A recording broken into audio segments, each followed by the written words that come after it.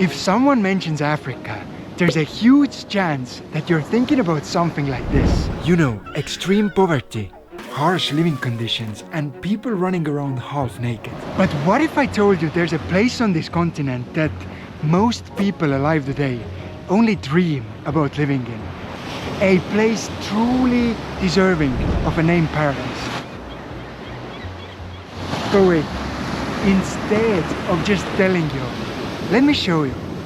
Let me show you the richest country in Africa. A location with culture and life so unique you just can't make it up. Yet there is one warning. After seeing this video, most likely you want to spend your own next holiday right here. So let's begin. Hello, brother. Thanks to this country's unique location, there is pretty much just one way to get there. If you're heading where we're heading, then the airport is pretty much the only way. And from our faces, you can probably tell that we were excited. But as we arrived at our flight gate, the excitement suddenly turned into fear.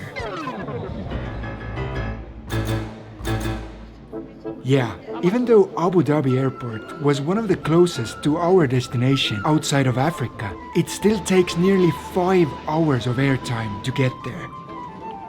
And of course, it didn't take long for me to remember why I avoid planes whenever possible. I'm gonna tell you a life hack for long legs in the airplane. Don't have them.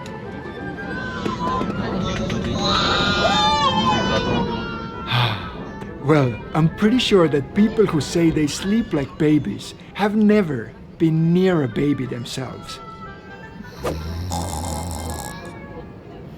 Anyways, few hours into our flight, everything suddenly changed.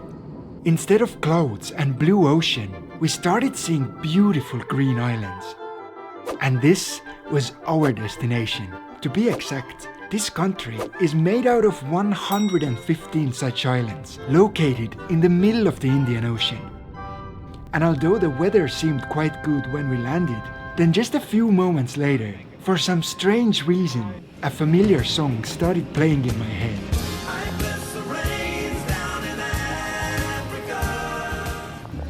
That was one of the warmest rains I've ever felt. It was quite a small airport, and so the paperwork and formalities went quite quickly. Visas, security. So we also got a SIM card beforehand. Just gonna go and pick it up because it's already paid. Yet there was one more important thing to do before we could officially reveal the name of the richest and probably most beautiful country in Africa. That's your name. That's my name. And this thing was figuring out our transportation. And to properly see the main island, we decided to rent a car. Just look at that cutie pie. 1.2 liters of pure power.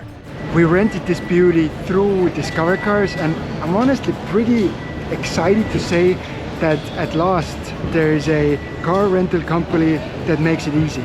They are pretty much like a Booking or Airbnb of getting one of those, and yeah, you can do everything online.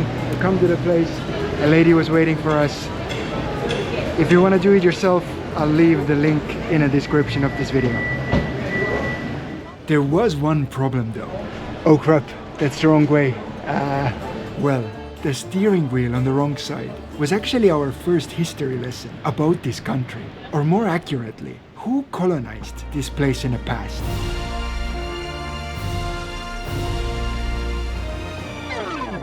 But more on this topic later, because now it was time to really start discovering the island nation called the Seychelles.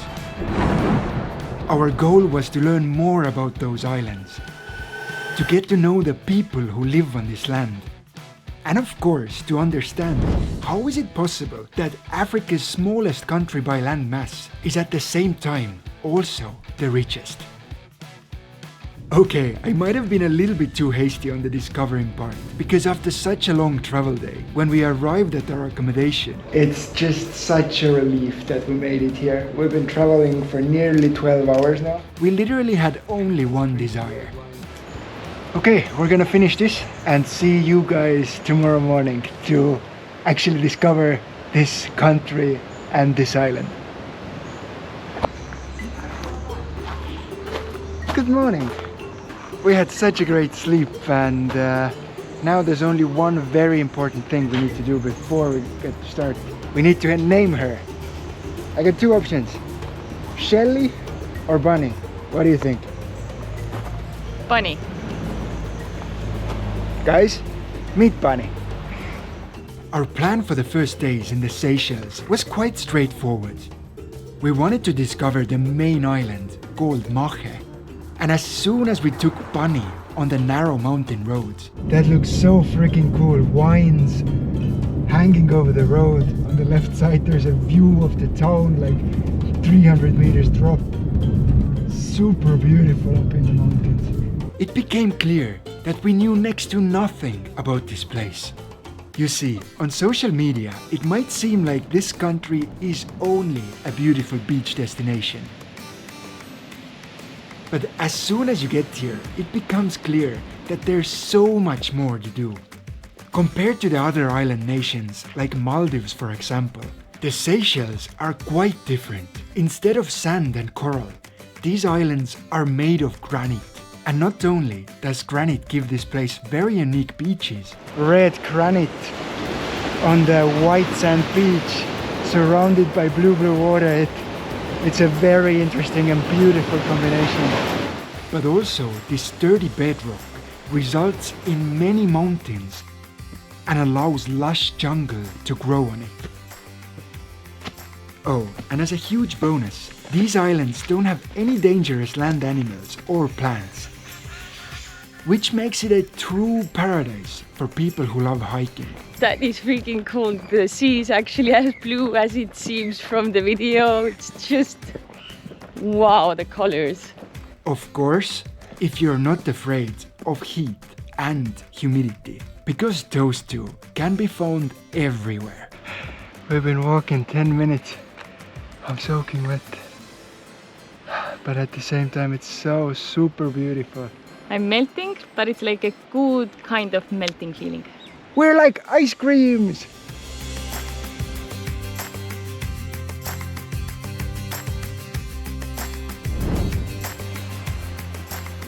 Yet now that we've had a closer look at the islands themselves and their geography, let's talk more about the people that live here. And for this, we have made it to Victoria, the capital city of Seychelles, and it's a perfect place to learn a little bit more about the history and also people that live here on those islands. It's quite surprising that Seychelles is one of the few countries in the world that does not have indigenous population, meaning that first people settled here only 250 years ago. But in this time, quite a lot has happened. First, for quite a few decades, it was ruled by the French. Then the British took over and made it into their colonial territory. And through this time, both big nations brought many slaves here to do their dirty work. When walking in a capital, signs of the colonial past can be seen all over. The European architecture.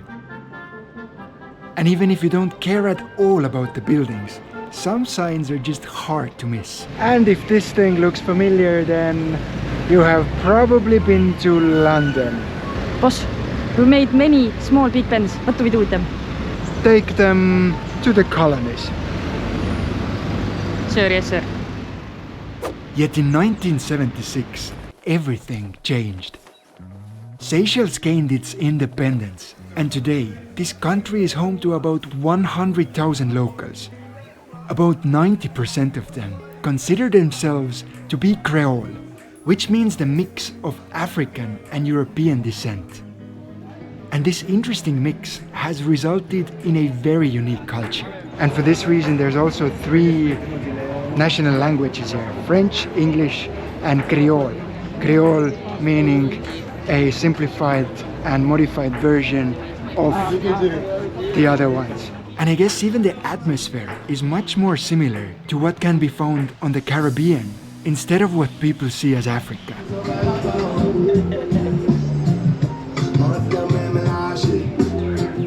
Many locals around the islands have dreadlocks.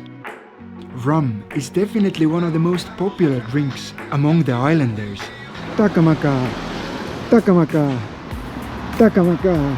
Takamaka Rum Distillery. Rum is a huge part of the local culture and we'll go and see.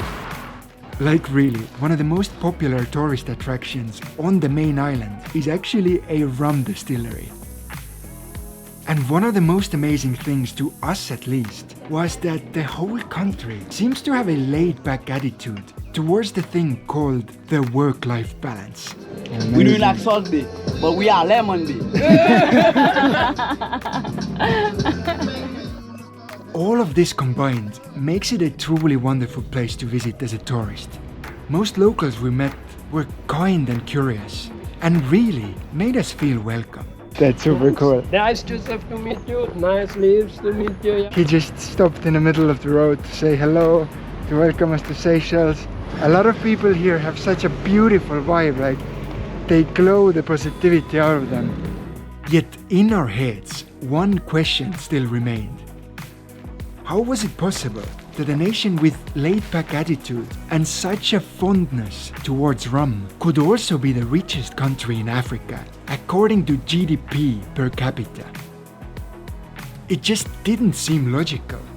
But as we continued our adventure, one by one, we discovered three main things that seemed to be causing this. First of which was quite obvious. For many years in a row, some of the most beautiful beaches have been voted to be here in the Seychelles. I'm currently standing in a place that, for many years in a row, has been voted to be the best beach in the world. And this, added to the stunning tropical nature that can be found on those islands, brings in hundreds of thousands of tourists each year. Last year alone, 350,000 people came to visit, which, by the way, is 3.5 times more than there are locals here. And such abundance of foreign visitors means that nearly 30% of local economy relies on tourism. The second reason came to us when we went to a local restaurant for dinner. Anyone who has ever visited a restaurant here on the Seychelles knows how much beautiful seafoods can be found here. Grilled fish. Prawn curry, shark chutney. Very tasty. It's good. It is delicious, affordable, and the fishing industry has been a huge part of local culture ever since people settled on those islands. So it's really not a big surprise that exporting fish comes in as the second biggest industry of the Seychelles. Yet in my opinion, the most important factor when it comes to the success of this country has to do with the attitude of local people. Not surprisingly, Seychelles is known to be the least corrupt country in the whole Africa. Now we're at the Four Seasons luxury resort, but the thing is, we didn't pay anything to be here. So in the Seychelles there's a very beautiful and rightful law. All the beaches are public property, so private resorts here cannot own beaches, even if they're very beautiful and even if they build all around it. And even when just walking in the capital, you can understand how open and accepting the people who live here really are. A lovely man came and gave me a cross. And just look at the backdrop on this mosque.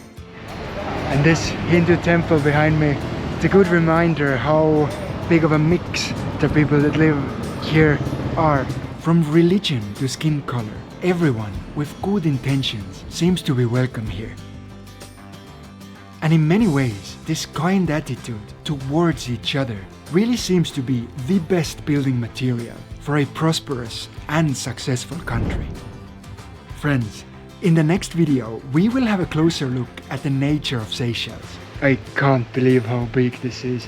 You will see some of the most incredible species existing on our planet. I think we accidentally invited ourselves to a wedding.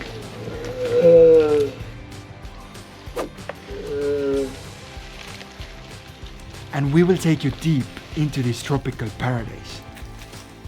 And if you have ever dreamt of visiting this country yourself, make sure to check out the description of this video.